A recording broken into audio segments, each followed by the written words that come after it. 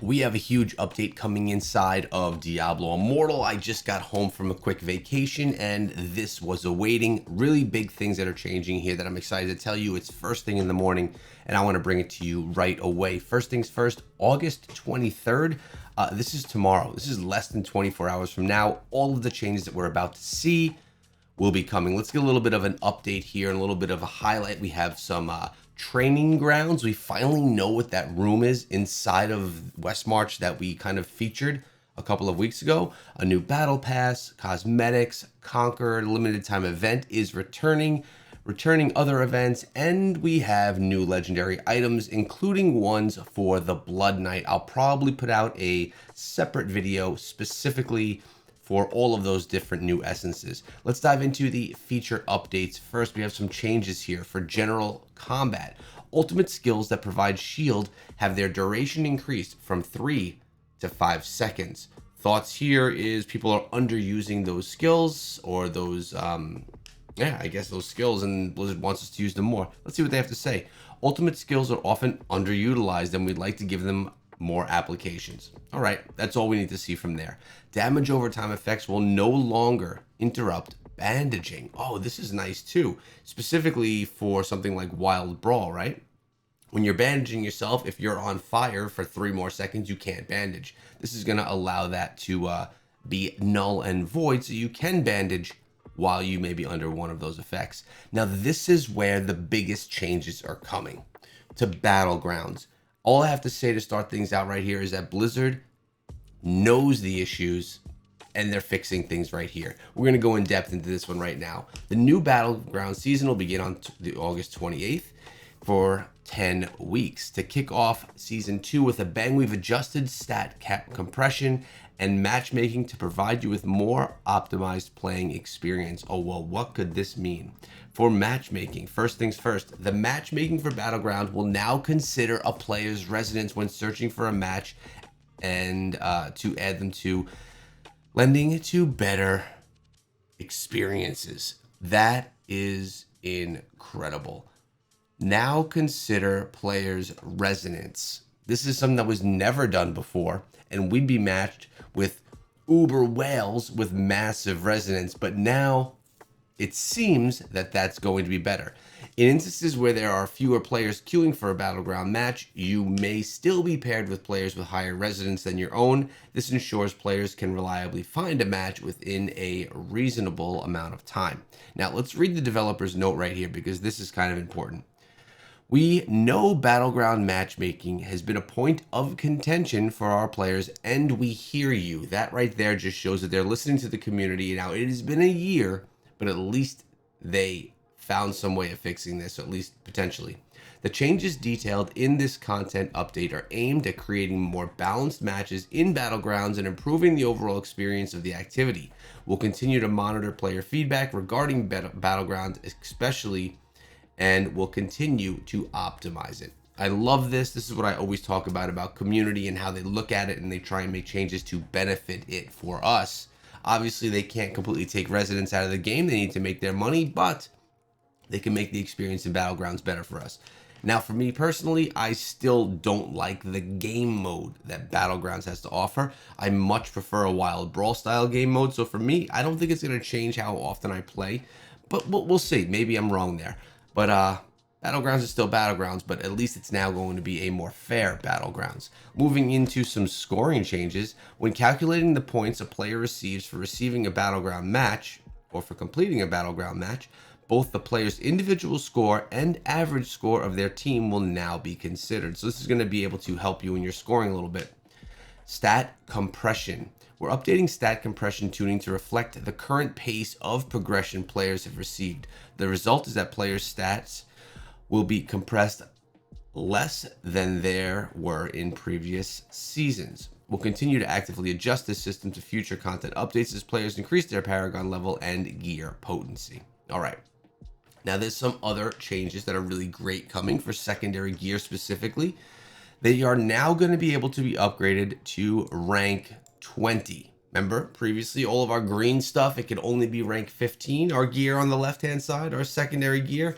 Now we can get it up to rank 20, and in doing this, we're getting higher challenge rift levels. As you can see, the max challenge rift level in Inferno difficulties will also increase to 400 for Season 2.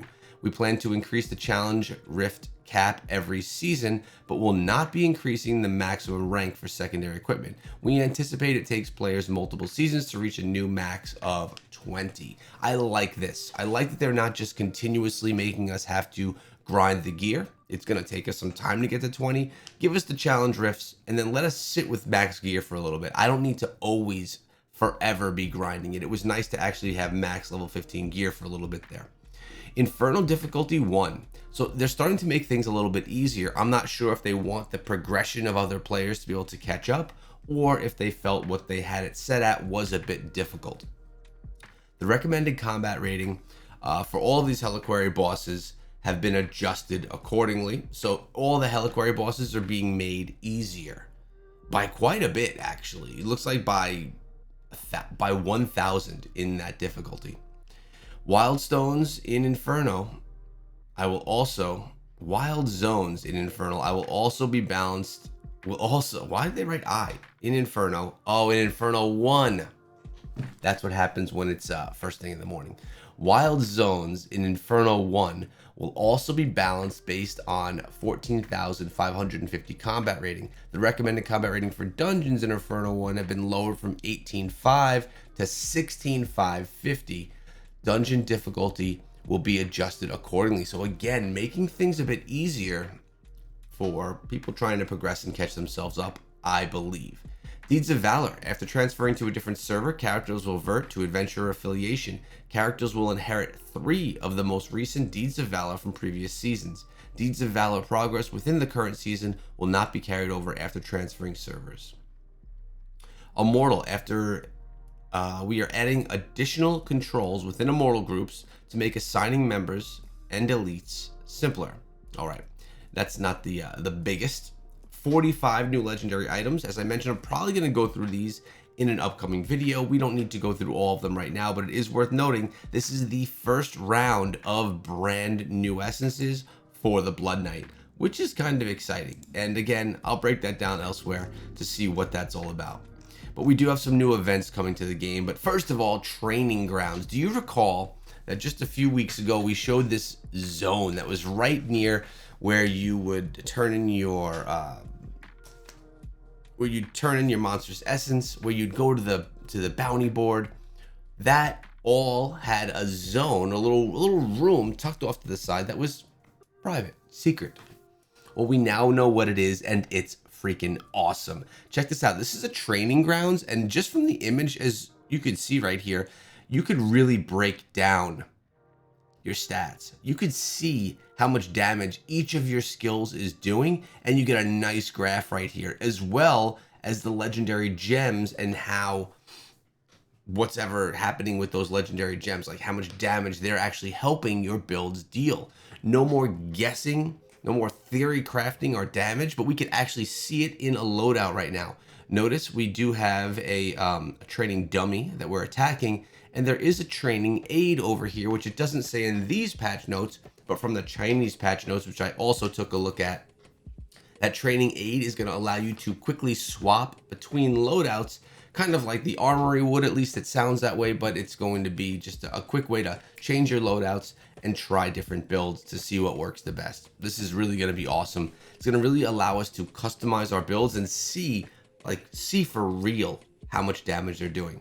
Construction in West March has concluded. We're proud to present the brand new training grounds. Here you can see how much damage each of your individual skills and primary attacks deals, how your legendary gems factor into that, and also how other sources of damage such as set bonuses and cursed gear come into play. This is awesome.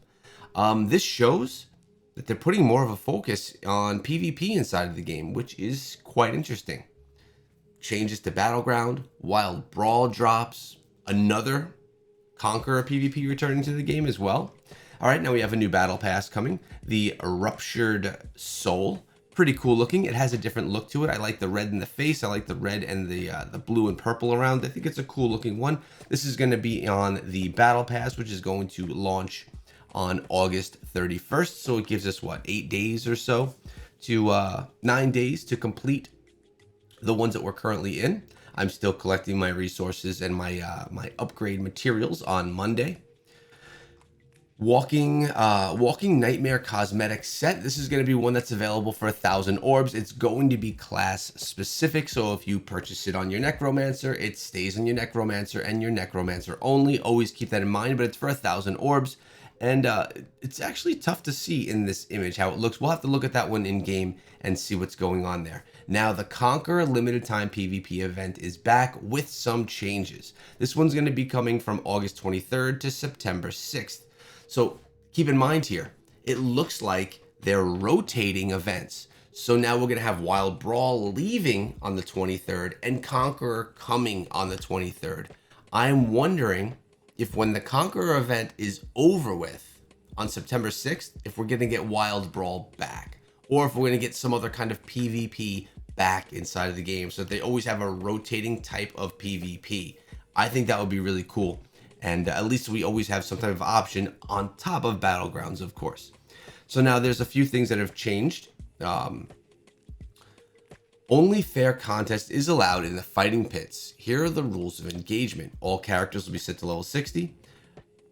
The rank of all legendary gear and set gear will also be set to 1. The rank of all legendary gems on your character will be set to 10. So everyone gets legendary gems set to 10, which means if you have those 5-star or 3 out of 5-star rank 1 legendary gems, you could throw them in here and they're going to be ranked up to rank 10 for you for PvP, which is cool. Another reason to hold on to your legendary gems that are 5-star, even if you're not going to use them. You could use them here, which is cool, because you may not be able to upgrade them in your typical day-to-day, but here you don't need to. The integrity of the fighting pits is also maintained by disabling all bonuses from Resonance and Combat Rating, Clans and Warbands, Normal Gems, Charms, and Heraldric Legacy, and Stances. So all of these are removed for more of a balanced and fair experience for players. I love, even if it's not perfect, I love that they're looking at this and seeing that it's important that we focus on it. This is a very positive thing. We've changed and made some adjustments to Conqueror as well. Teams now consist of 8 players instead of 10. Player health has been increased by 30%. Daily tasks have become weekly tasks and will reset each Wednesday at 3 a.m. server time during the event's duration. New preset builds for each class have been added. This is great for people that maybe are trying a new class for the first time. You can now have a preset, so you can just easily click on one and try it out for one of their recommended builds. And it'll only be played during the following windows: 10 to 12, 2 to 6, and 8 to 10. And their reason for this is they wanted to have play windows to keep queue times for other in-game activities reasonable. It's for other in-game activities. So I guess what they're thinking here is they don't want this game mode to overtake Battlegrounds or to overtake things for Shadows and Immortals that may have to happen. They didn't want things to overlap. That's my assumption. But are these the same time as Battlegrounds?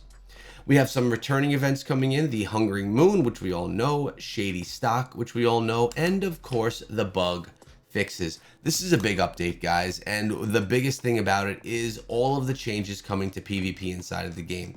Now that we have ourselves a little training zone, we could really see how our character classes, how our builds are going to be doing and what kind of damage they're going to be doing, which is huge. And I think even more important than that is it seems that Blizzard's been listening all along to the issues that are going on inside of Battlegrounds, and they're making their strives to fix those issues. This is all we could ask for as a community from Blizzard, and I think things are heading in the right direction. I'm looking forward to tomorrow diving into the training grounds and seeing just how strong my Barbarian is, and maybe we could all share our stats and see who has the strongest class and the strongest build inside of the game. I appreciate you guys. Thanks for coming around, and make sure you subscribe for daily Diablo Immortal videos.